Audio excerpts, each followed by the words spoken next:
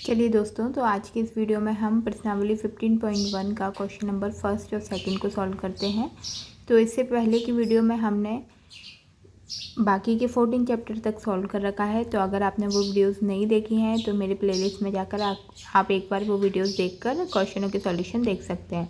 तो इस वीडियो में हम नया चैप्टर की नया एक्सरसाइज 15.1 को स्टार्ट करते हैं। ये हमारे क्लास 9th का मैथ्स है, हिंदी मीडियम CBSE कोर्स का। और इसका पहला क्वेश्चन क्या है, एक बार रीड कर लेते हैं। इसमें बोला है कि एक क्रिकेट मैच में एक महिला बल्लेबाज खेली गई 30 गेंदों में से 6 बार चौका मारती है और चौका ना मारे जाने की प्रायिकता ज्ञात कीजिए। तो ये चैप्टर हमारा पूरा प्रोबेबिलिटी पे बेस्ड है। प्रोबेबिलिटी मीन्स प्रायिकता यानी कि संभावना। तो हर कोई भी चीज़ की संभावना होती है, या तो वो चीज़ होगी या फिर नहीं होगी। तो ये पूरा चैप्टर उसी पे बेस्ड है कि संभावना कितनी है कोई घटना के घटने की। तो इस क्वेश्चन में हमें बोला है कि महिला बल्लेबाज द्वारा खेली गई 30 गेंदों में से 6 बार चौके मारे जाते हैं, यानी कि टोटल गेंदें कितनी खेली गई हैं 30, और उसमें से 6 बार चौके मारे जाते हैं। तो हम पहले लिख लेते हैं कि खेली गई गेंदों की संख्या, खेली गई गेंदों की संख्या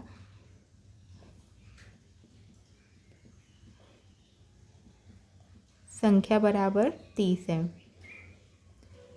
30। और ऐसी गेंदें जिनमें 6 बार चौके मारे गए हैं, यानी कि खेली गई गेंदों में चौके मारे जाने की संख्या, खेली गई गेंदों पर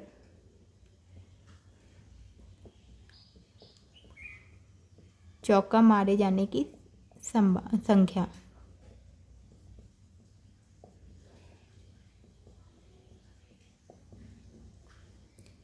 ये कितना है, 6।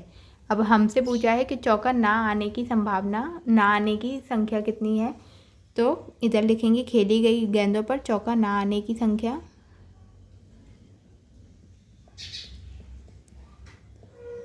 पर चौका ना आने की संभावना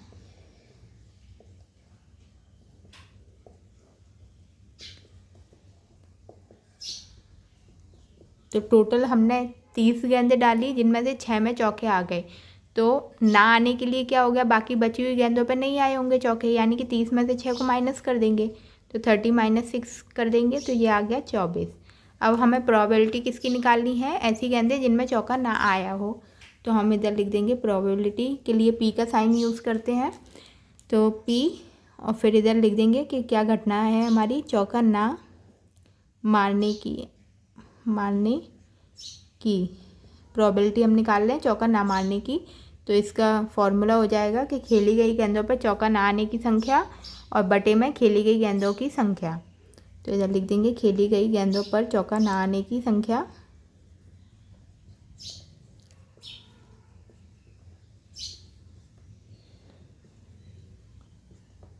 ना आने की संख्या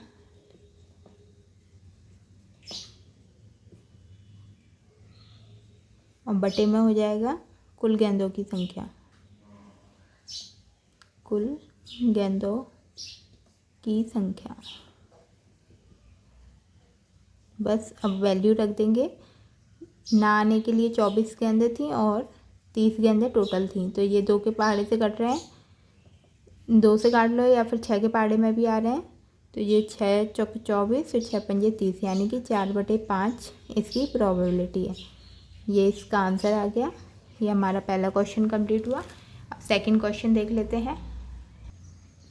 तो चलिए क्वेश्चन नंबर सेकंड पढ़ते हैं कि 2 बच्चों वाले 1500 परिवार का यदृच्छया चयन किया गया है और निम्नलिखित आंकड़े लिख लिए गए हैं। तो ये हमें एक सारणी दी है जिसमें लिखा है परिवार में लड़कियों की संख्या। तो 2 ऐसे परिवार हैं जिनमें 2 लड़कियां हैं, एक परिवार में 1 लड़कियां आने की संभावना और परिवार में 1 भी लड़की नहीं है। तो उन परिवारों की संख्या लिख दी कि ऐसे परिवार जिनमें 2 लड़कियां हैं वो 475 परिवार हैं, 1 लड़कियों वाले परिवार 814 हैं और 0 लड़कियों वाले परिवार 211 हैं। तो क्वेश्चन में आगे बोला गया है कि यदृच्छया चुने गए उस परिवार की प्रायिकता ज्ञात कीजिए। तो इसके 3 पार्ट हैं कि 2 लड़कियां हों, 1 लड़कियां हों, कोई भी लड़की नहीं हो। उसके बाद बोला है क्वेश्चन में कि साथ ही यह भी जांच कीजिए कि इन प्रायिकताओं का योगफल 1 है या नहीं। तो उसके बाद हमें अपना क्वेश्चन को चेक भी करना है। तो सबसे पहले हम लिख के ये हमने सारणी बना ली जो हमें क्वेश्चन में दी है। अब इधर लिख देंगे कि पहले तो हमें ज़रूरत पड़ेगी कि सारे पूरे परिवारों में जिनमें टोटल लड़कियों की संख्या कितनी है। तो इधर लिख देंगे कि परिवार में लड़कियों की कुल संख्या, परिवार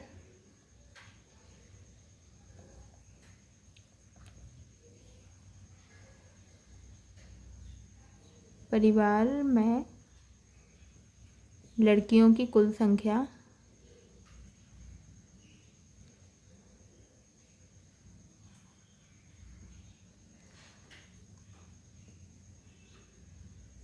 बराबर 1500 है। ठीक है, 1500 टोटल लड़कियों की संख्या है। अब इसका पहला पार्ट जो है उसमें बोला है कि 2 लड़कियों वाले परिवार की संख्या। तो इधर लिख देंगे 2 लड़कियों वाले परिवारों की संख्या।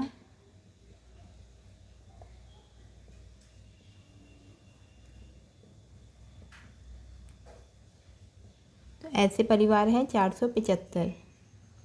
ठीक है, अब प्रायिकता निकालनी है हमें 2 लड़कियों वाले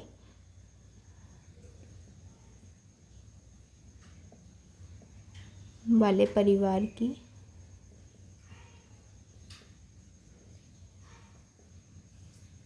तो इसका फॉर्मूला बन जाएगा कि 2 लड़कियों वाले परिवार की संख्या बटे में कुल लड़कियों की संख्या।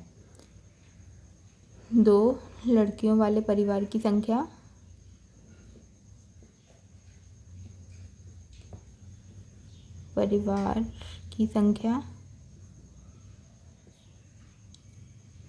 और बटे में कुल लड़कियों की संख्या।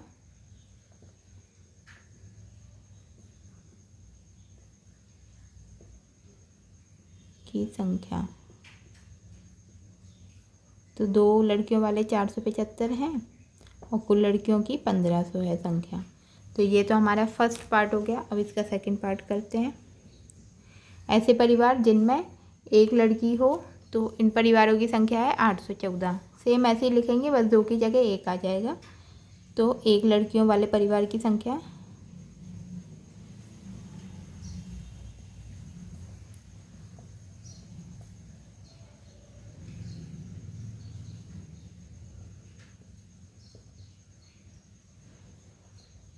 एक लड़कियों वाले 814 है। इसकी प्रायिकता निकालनी है 1 लड़कियों वाले परिवार।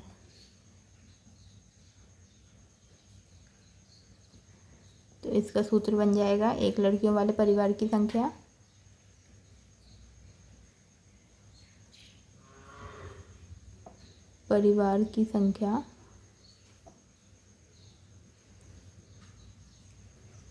बटे में कुल लड़कियों की संख्या।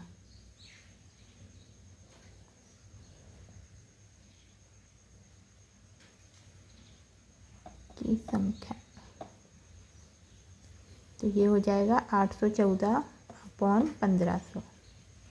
आप चाहें तो इनको काट भी सकते हैं, अदरवाइज ऐसे भी लिख के रहने दे सकते हैं। तो ये हमारे सेकंड पार्ट तक हो गया। अब इसका थर्ड पार्ट करते हैं। इसका थर्ड पार्ट है, उसमें बोला है कि कोई भी लड़की ना हो, ऐसा परिवार जिसमें कोई भी लड़की ना हो। तो कोई भी लड़की ना होने वाले परिवार की संख्या, कोई भी लड़की ना होने वाले परिवार की संख्या।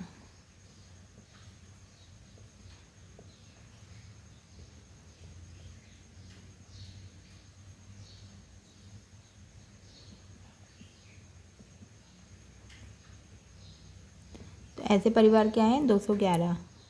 ठीक है, अब इसकी प्रायिकता निकालनी है। तो कोई लड़की नहीं हो, ना हो। तो इसका फॉर्मूला बन जाएगा कोई भी लड़की ना होने वाले परिवार की संख्या अपॉन में कुल लड़कियों के परिवार की संख्या। कोई भी लड़की ना होने वाले परिवार की संख्या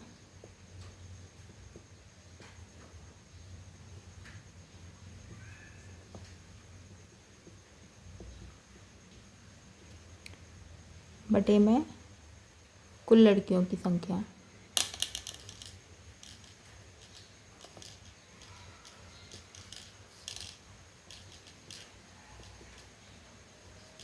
तो ऐसे परिवार कितने हैं? 211 बटे में 1500।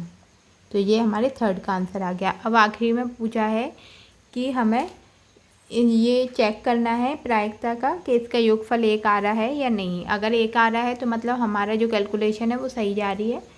तो सबसे पहले हमारे जो फर्स्ट, सेकंड और थर्ड जो आंसर आए हैं उन सबको हमें लिख के देखना है कि वो आ रहे हैं, मतलब 1 आ रहा है या नहीं आ रहा। तो इधर लिख देंगे प्रायिकताओं का योगफल।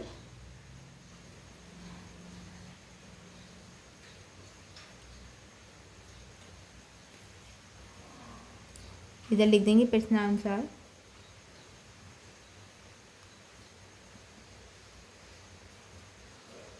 जो हमारी प्रायिकताएँ आई हैं, ये E2 है, सॉरी E3 है।